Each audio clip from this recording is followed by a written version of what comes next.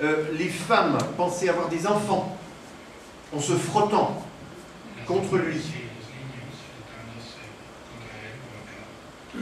Parfois, on essayait, pour guérir également, de recueillir une partie de cette pierre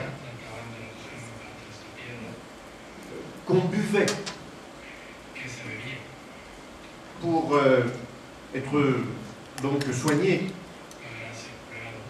d'une manière presque magique.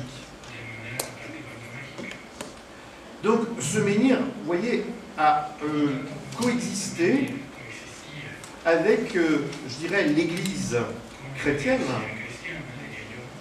pendant très longtemps. Et à travers ce menhir s'entretenait un dialogue avec un sacré qui n'était probablement pas chrétien, mais qui s'est retrouvé d'une certaine manière associé plus ou moins au christianisme à une certaine époque. C'est ce que j'ai appelé ce lien avec l'esprit magique de la nature, que l'on voit tout autant d'ailleurs se manifester dans les pèlerinages, que ce soit à Compostelle ou au Mont-Saint-Michel également, dans l'ouest de la France, ou dans beaucoup d'autres endroits. Il existe également un lieu très célèbre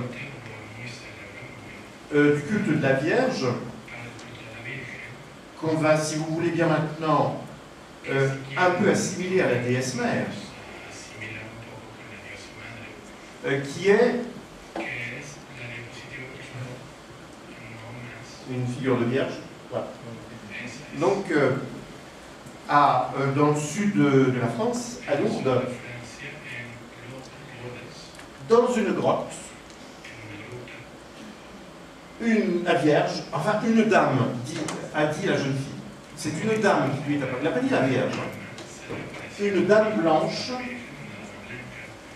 est apparue à une jeune fille de 15-16 ans qui s'appelait Bernadette. Et à travers plusieurs apparitions. Dans cette grotte circule une petite rivière qui passe, c'est au XIXe siècle que ça s'est passé, une rivière donc qui a des pouvoirs miraculeux. Aujourd'hui encore, comme dans beaucoup d'autres endroits, de très nombreux pèlerinages de malades ont lieu à cet endroit. Et on voit ici donc des pèlerins parmi d'autres, n'est-ce pas, prier pour la guérison d'un membre de leur famille, et des guérisons qui d'ailleurs parfois se produisent miraculeusement, venant défier toutes les prédictions de la médecine,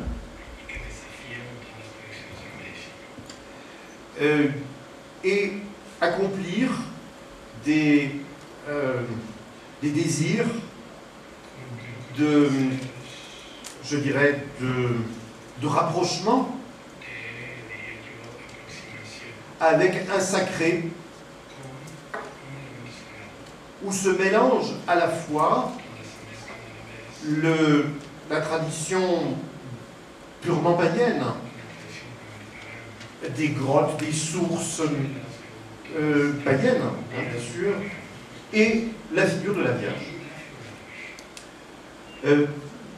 Personnellement, j'ai tendance à considérer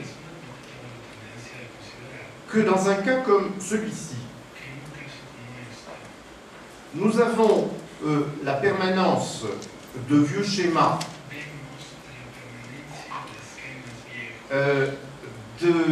d'intervention dit surnaturelle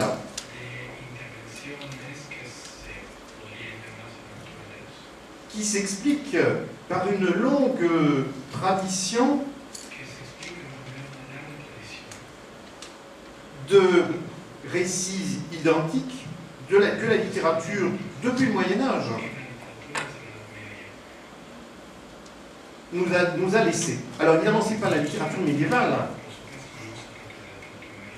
qui a produit, n'est-ce pas, le phénomène de Lourdes, mais la littérature porte le reflet de croyances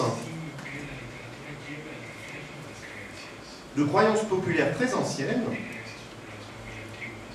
qui se sont projetées sur ce site en particulier. La dame dont il est question, cette vierge n'étant autre que la déesse mère de ces cultes pré-chrétiens, très anciens. Au Moyen-Âge, on l'aurait appelée une fée. Mais elle témoigne de la permanence d'une vieille structure de l'imaginaire, d'une structure anthropologique de l'imaginaire, qui existe également dans d'autres sites semblables que tout le monde connaît, hein, pas seulement en France. Nous voyons donc comment ici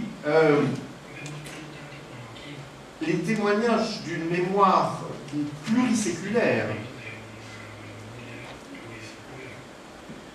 ont parfois des concrétisations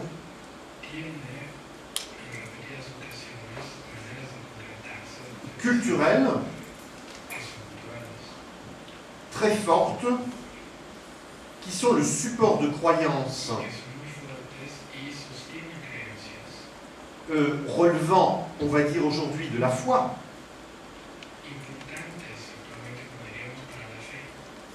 mais cette foi se nourrit d'un imaginaire, on va l'appeler comme cela, très complexe, où le sacré chrétien et païen se sont confondus.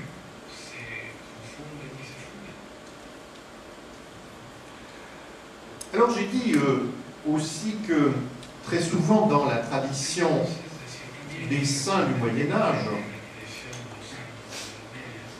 de vieilles figures païennes se sont transformées. Pour certains de ces saints, il n'est même pas nécessaire de discuter. Je trouve par exemple des saints qui portent le nom de Herculan, comme Hercule. Il existe plusieurs saints qui se nomment Apollinaire.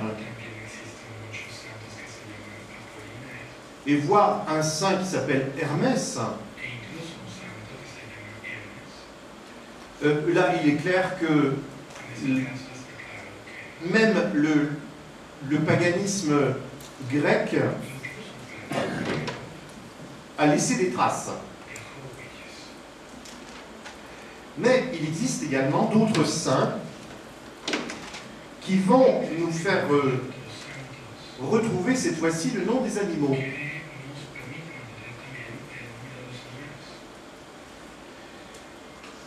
Parmi ces personnages mythiques associés aux animaux, il y a bien sûr le roi Arthur, dont le nom signifie l'ours.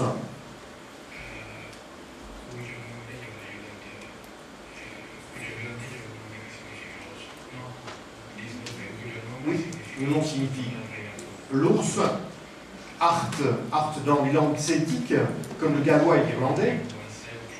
Art